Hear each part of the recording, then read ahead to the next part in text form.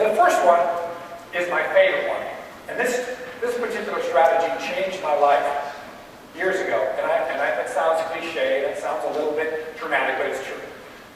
So before I share this with you, let me lay this out in context with you. You know, when you meet somebody, whether you're meeting them in business or you're meeting them at church or the grocery store, whatever you do, when you meet somebody, how do we typically greet them? What do we say? Hey, how you doing? Right? That's what we say. Hey, how you doing? Or hey, how are you? Hey, what's up? Depending on the context of your relationship. So what I learned years ago, and I think all of us know this intellectually, that when people say, hey, how are you? I mean, they're not really asking you, how are you? Are you with me? I mean, because if you start telling them how you're doing, they're going to stop asking you how you're doing. It's just a greeting. It's like, hey, how you doing?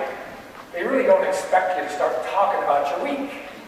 So I learned this years ago that, hey, since people aren't really asking, not because people are bad people, that's just how we greet each other in our culture. Hey, how you doing? So since they're not really asking, I'm going to bring it. I'm going to have some fun with them. I mean, since they're not asking anyway, let's just have some fun. So this literally changed my life. So you can talk to me anytime you want, day or night, call me on the phone and say, hey Dan, how's it going? You're going to get a couple of things from me every time. I'm on fire. I'm unbelievable. I'm unstoppable. I'm incredible. And ladies and gentlemen, as corny as that sounds, it literally changed my life.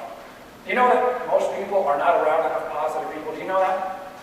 Most people don't get enough positivity in their life every day. And so the fact that I'm being positive to people, it brings a smile to their face and it causes them to respond or ask questions. It's amazing.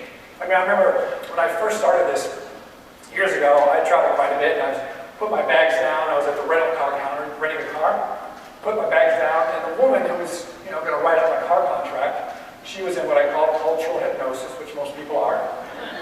She shuffled her papers and she looks up and she goes, how you doing, sir? And I said, I'm on fire.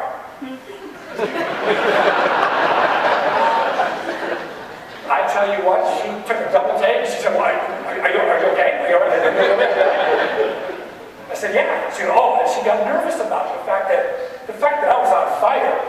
She started shuffling papers. Oh, that's great. I'm so glad you're here. Thank you for choosing our company. Wow, you're pretty tall. You probably need an upgrade, don't you? That's so great that you came over.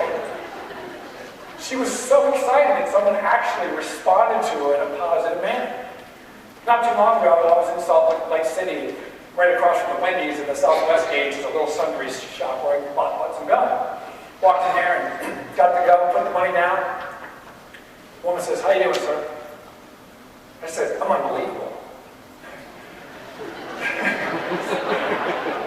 She looks at me and she goes, are you really?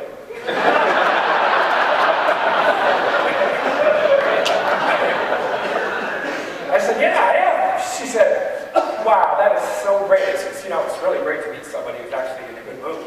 I said, that's great. I said, wow, what do most people do? She goes, they don't do anything. They put their head down and they just walk out.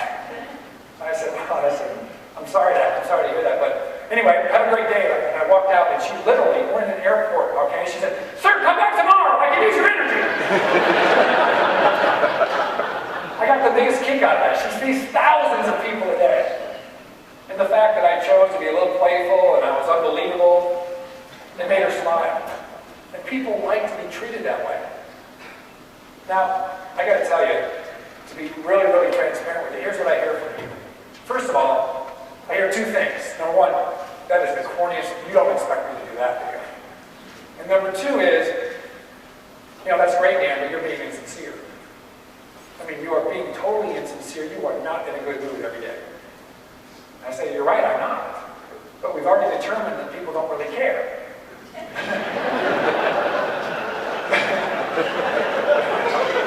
So some days I'm unbelievably good and some days I'm unbelievably bad. I'm just unbelievable right now. And that's how it goes and it works. And see, the reality is, we all know this, no matter where you live in the country, we all live in a small little bubble. We go to the same grocery store, the same cleaners, take our kids to the same places, the same soccer fields, the same dentists. We see the same people all the time. And you literally have a chance to condition all those people about who you are. I've done this for so long, I can walk into the Starbucks lot in my house and they see me coming in and they go, oh, you're on fire, I know what you mean. I mean, I do that when I get gas. And I'm saying it changes people's association about you, and people like to be around people that make them feel good. So, you guys are a fun group. I want to see how you do. I'm going to say, ladies and gentlemen, how you doing? You're going to say, I'm on fire. Ladies and gentlemen, how you doing? That's not bad. Unstoppable. Ladies and gentlemen, how you doing?